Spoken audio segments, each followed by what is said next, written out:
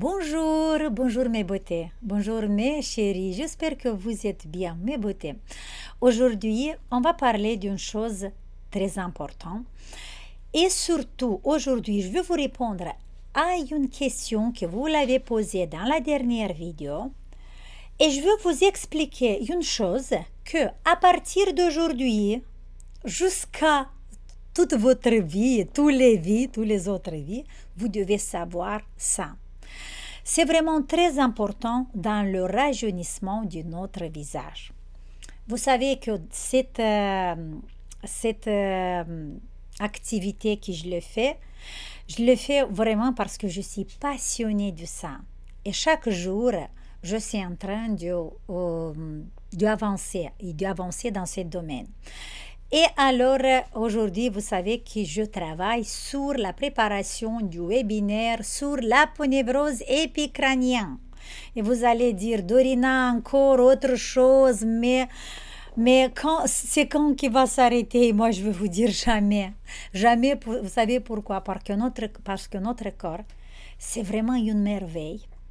Et on a besoin de toute notre vie pour la découvrir et découvrir et découvrir. Et grâce à la technologie avancée qu'on a aujourd'hui, on comprend beaucoup de choses, on comprend pourquoi ça ne marche pas des techniques qu'on les croyait très bien, pourquoi des autres techniques il faut les modifier.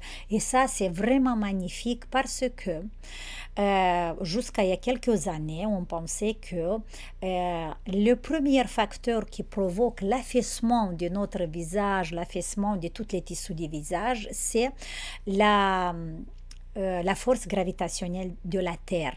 Et là, je vous ai parlé dans le dernier webinaire, je pense, ou dans une autre vidéo, je ne me rappelle pas, mais je veux dire ça encore une fois pour les personnes qui ne savent pas. Il y a des recherches qui sont faites et la force gravitationnelle de la Terre, ce n'est pas le facteur qui provoque notre affaissement du visage. Il y a eu des recherches qui sont faites, des analyses, si vraiment la force gravitationnelle de la Terre participe à l'affaissement de notre visage, les déformations, les rides sur notre visage doivent être différemment, pas comme ils sont maintenant. Pour ça, là, tout le monde maintenant, la science, sait que ce n'est pas le cas. Ça veut dire on oublie et on cherche quelque chose qui se passe dans notre corps, mais pas de cet facteur extérieur. Aujourd'hui, je vais vous répondre à la question pourquoi une belle chevelure et le lifting, on peut les travailler, on peut améliorer, faire avec les mêmes exercices. Où est le rapport entre une belle chevelure, les cheveux qui poussent vite, et notre lifting du visage? Parce que normalement, quand on fait le lifting du visage, on travaille le visage. Et on fait quoi? On commence à monter tous les tissus de notre visage pour faire le lifting. Et même peut-être vous voyez les personnes qui ont fait le lifting du visage chirurgical. Alors les chirurgiens, ils font quoi? Ils vont monter au maximum les tissus de la peau, ils vont couper la peau et comme ça, on voit beaucoup de fois les personnes comme ça. Et on voit qu'il y a eu une intervention et c'est pas trop joli parce que c'est un étirement de la peau vers le haut, mais pas des tissus intérieurs et c'est exagéré et on voit que c'est pas naturel. Et on se pose la question, est-ce que nous, avec les mains, on peut réaliser un lifting du visage? Et bien sûr que oui, on peut faire ça. Sauf que, pas sauf, peut-être j'utilise pas bien le mot sauf, ok, mais, je vais dire mais il y a une erreur qu'on fait pendant qu'on fait le lifting du visage. L'erreur, c'est qu'on travaille que le visage. Et vous allez dire, mais bien sûr, on travaille le visage parce qu'on fait le lifting du visage, on ne fait pas le lifting de la main. Oui, c'est vrai, mes beautés. Sauf que, en faisant le lifting du visage, on ne prend pas en considération moitié de la tête. Je vais vous expliquer ce que je veux dire. En fait, je vais faire une parenthèse. Dans mes programmes basiques, programmes avancés, on travaille un peu aussi toute la tête. Mais ce n'est pas suffisamment parce que la recherche que j'ai faite et la découverte que je l'ai faite récemment, quelques mois en arrière, j'ai vu qu'il y a un problème que je l'ai abordé pas jusqu'au maintenant. Et je vais vous dire laquelle. En fait, voilà, imaginons que cette serviette... Non, je vais vous expliquer autrement. Regardez. Je vais vous montrer d'abord une image et vous allez comprendre. Allez, on va faire comme ça va être plus simple. J'essaie vraiment de vous expliquer simplement pour que vous compreniez bien. Alors, regardez cette image. Vous avez vu déjà cette image plusieurs fois, je vous ai montré. Ça, ce sont des couches sur notre visage. C'est comme un gâteau Napoléon par exemple, qui a plusieurs couches. La même chose à notre visage, notre tête. C'est la peau, la couche graisseuse, la couche musculaire, les fascias, la périoste, l'os. Vous voyez, il y a plusieurs couches. Et vous voyez que même sur le front ici, on a les mêmes couches qu'on a sur tout le visage.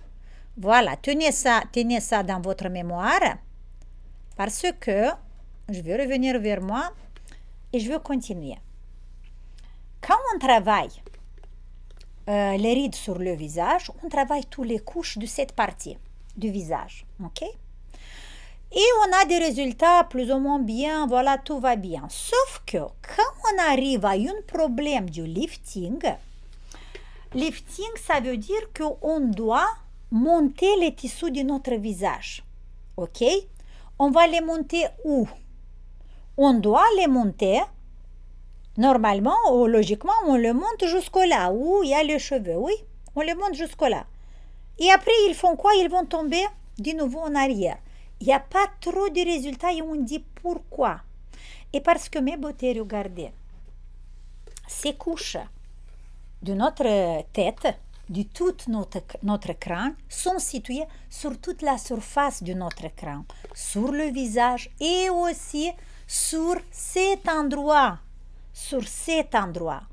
Et quand on a des différents problèmes, des différentes rides, mais pas d'un affaissement du visage, ça suffit qu'on travaille que le visage. Mais quand on part du lifting, quand on doit remonter, le visage tombe et on doit remonter les tissus vers le haut, si on va les remonter jusque-là, par exemple, vous avez le sourcil, la paupière supérieure qui tombe. Alors, pour le monter, on doit faire ça, on doit le monter. Mais on va le monter où? Jusque-là? Si on va le monter jusque-là, il va tenir un peu, il va de nouveau tomber. Pourquoi? Parce que sur toute la surface de la tête, on a la même structure, on a une couche unique. D'accord? Et imaginons que cette serviette, voilà, c'est, on va dire la peau. Voilà, qui couvre le visage et qui couvre le crâne. On va la mettre comme ça parce qu'on va parler on donner l'exemple du sourcil, ok? Voilà, ça c'est la peau jusque-là. C'est la peau. Alors, et cette peau, il tombe vers le sourcil, la paupière tombe comme ça sur l'œil. Alors, je fais quoi? Je veux la monter. Je veux la monter un peu. Mais quand je le laisse, il va de nouveau revenir à sa place. Je veux la monter jusque-là. Il va revenir à sa place. Pourquoi? Simplement parce que ici, où ça commence les cheveux, il y a, en fait, là, on a le muscle fronto-occipital. Le muscle fronto-occipital, pas temporal, pardon, fronto-occipital. Cette muscle-là, il y a une branche ici sur le front et l'autre branche qui est sur l'os occipital, derrière la nuque ici. Et les deux branches du muscle sont liées entre eux avec l'aponévrose épicrânienne, avec une couche dense comme une fascia, mais c'est un tissu conjonctif qui lie les deux branches musculaires. Maintenant, supposons qu'ici il y a des tensions, et on va libérer relâcher le muscle de cette tension et si la peau il est venu vers l'avant, il tombe vers l'avant, nous on doit le remonter. Sauf que le problème, c'est que si on ne va pas remonter toute cette surface, si on ne va pas remonter toute cette structure vers le haut, seulement si on va travailler avec toute cette structure qu'on a sur le crâne et on va le remodeler et le monter, on va avoir le sourcil qui revient à sa place. Mais si on va le monter que ici, et là on a une soudure, il y a des adhérences qui ne permettent pas à cet tissu d'aller vers le haut, d'aller à sa place, il va revenir à sa place. Est-ce que vous comprenez ce que je veux vous dire? Ça veut dire que pour que cette partie de notre tête, le visage, les tissus remontent, on doit remonter même cette partie. On doit travailler toute la partie où il y a les cheveux. Et je vais vous montrer comment ça s'appelle? Voilà, cette image. L'aponévrose épicrânienne. Vous voyez? Là, on a les muscles, le muscle fronto-occipital, le ventre frontal et le ventre occipital. Et vous voyez cette épaisse, cette tissu épaisse, tendineux qui s'appelle l'aponévrose épicrânienne. Et voilà, pour avoir des bons résultats sur le front, mais pour avoir des bons résultats sur le bas du visage, nous, on doit aussi modeler et travailler l'aponévrose épicrânienne. Je reviens vers moi. Et d'ici, on a le lien entre une belle chevelure et un lifting du visage. Parce qu'en travaillant l'aponévrose épicrânienne, on va enrichir les capillaires, former des capillaires, remodeler les capillaires qui amènent, les vaisseaux sanguins qui amènent le sang vers notre racine de cheveux et les cheveux vont pousser. Et dans le même temps, on va modeler cette partie de notre crâne pour avoir un lifting. Parce que mes beautés, vous allez me dire, mais oui Dorina, dans le programme basique, on a par exemple l'exercice numéro 15 ou 14, le lifting temporal dans lequel on attrape et on tire les cheveux vers le haut. On a aussi dans le programme Gua Sha les exercices dans lesquels on gratte bien, on travaille avec la fibrose épicrânienne et on fait des exercices. Oui, tout ça c'est excellent, c'est très bien, sauf que moi je ne savais pas un problème qui peut être au ce niveau-là. Et maintenant, je vais vous dire. On a fait le test avec vous en disant que voilà le problème, si ça bouge pas bien, on fait le test sur toute l'aponévrose épicrânienne, sur toute la surface de la tête, voilà. Et si la peau bouge pas, s'il y a des adhérences, ça veut dire que là, on doit éliminer, démêler toutes ces adhérences. Mais c'est pas seulement ça. Si par exemple les jeunes filles qui travaillent avec le Gua Sha, ils voient qu'ils ont un résultat extraordinaire, c'est magnifique, c'est bien. Mais peut-être, pas peut-être, mais il existe encore un autre problème.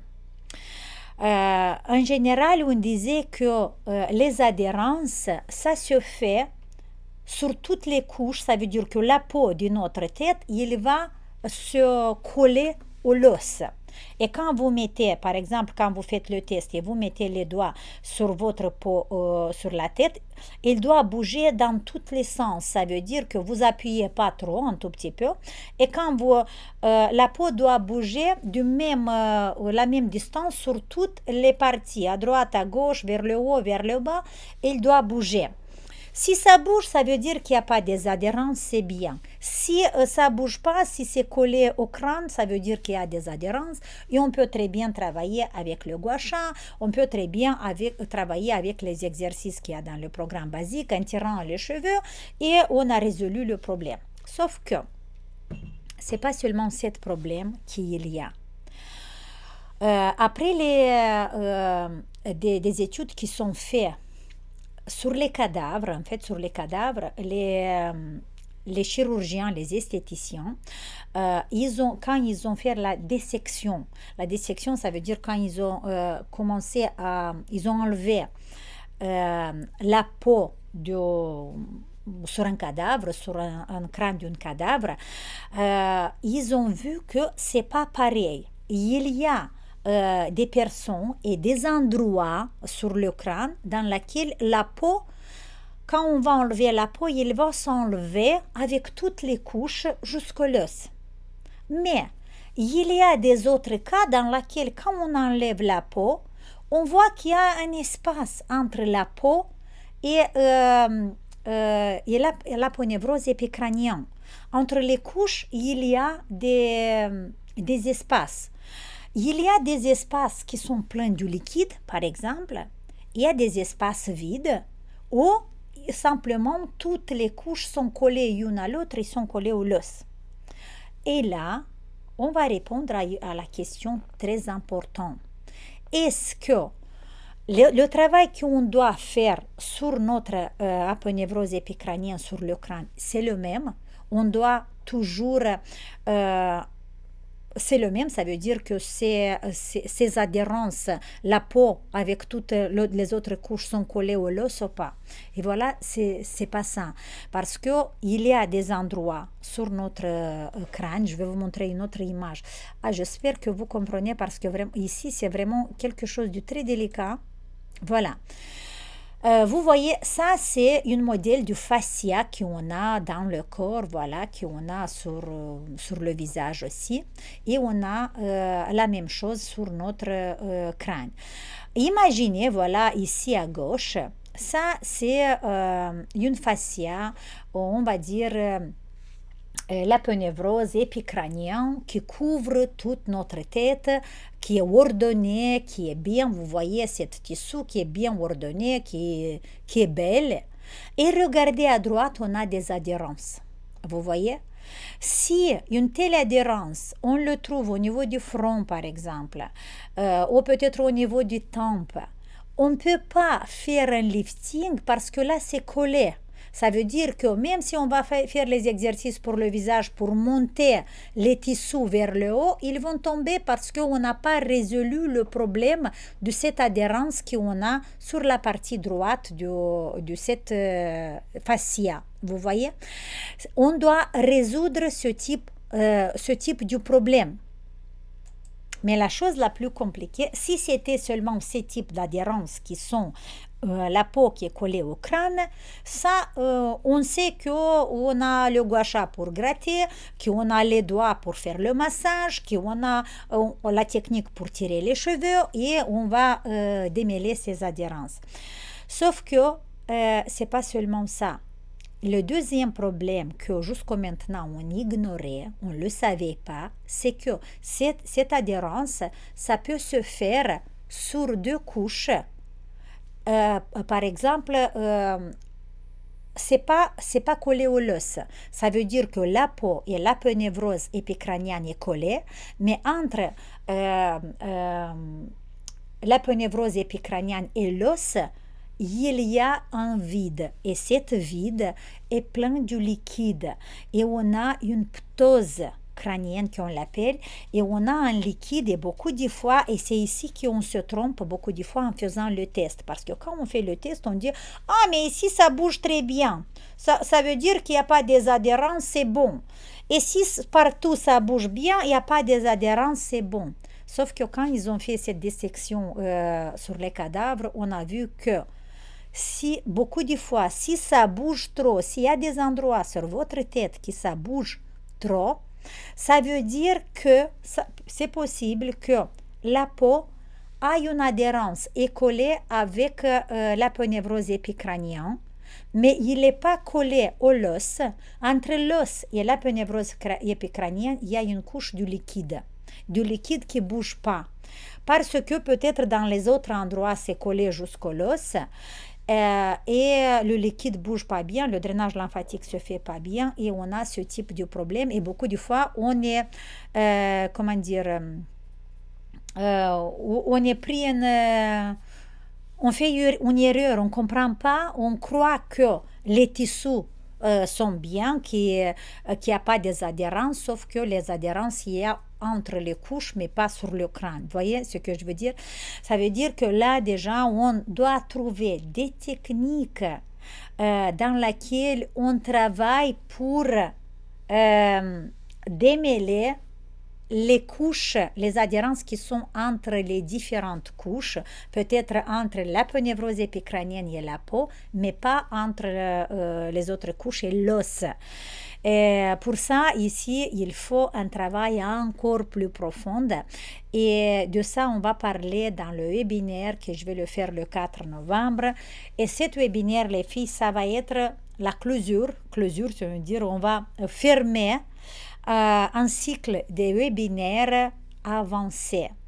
Vous avez le webinaire sur le cou avancé, vous avez le webinaire sur le massage interoral avancé, vous avez le webinaire sur les massétères avancés, vous avez le webinaire sur les déformations tissulaires avancées et le dernier qui ça nous manque, c'est le webinaire sur l'aponévrose épicrânienne. C'est celui-là qu'on va le faire le 4 novembre.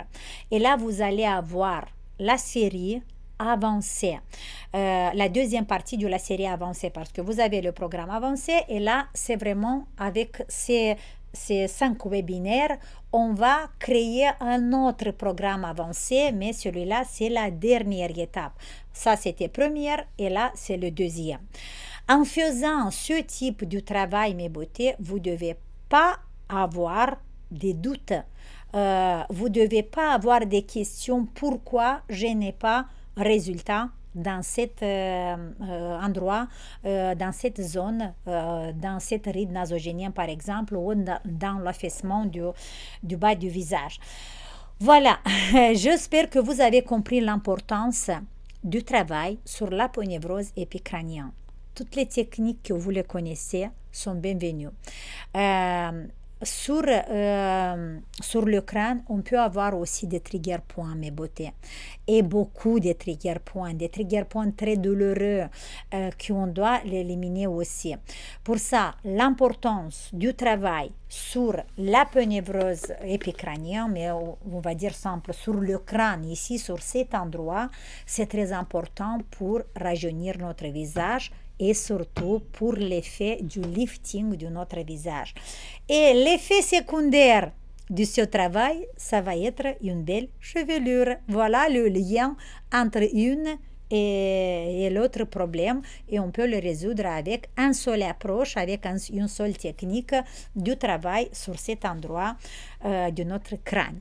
Voilà mes beautés, j'espère que pour vous cette information c'est quelque chose d'important. J'espère que vous avez compris l'importance. Ceux qui sont intéressés à faire un travail profond sur cette thématique, je vous invite le 4 novembre pour vous inscrire, pour participer à cet webinaire, à cette masterclass qu'on va le faire. Comme je vous ai promis, ce masterclass va être que de la pratique, seulement 2-3 mots théoriques et on va faire que de la pratique pour réussir à bien travailler et avoir déjà le résultat pendant ce travail. Voilà, je vous invite à prendre votre place. En bas de la vidéo, il y a le lien pour ce webinaire. Pour ceux qui n'ont pas la possibilité de participer à ce webinaire, après vous allez le trouver sur le site.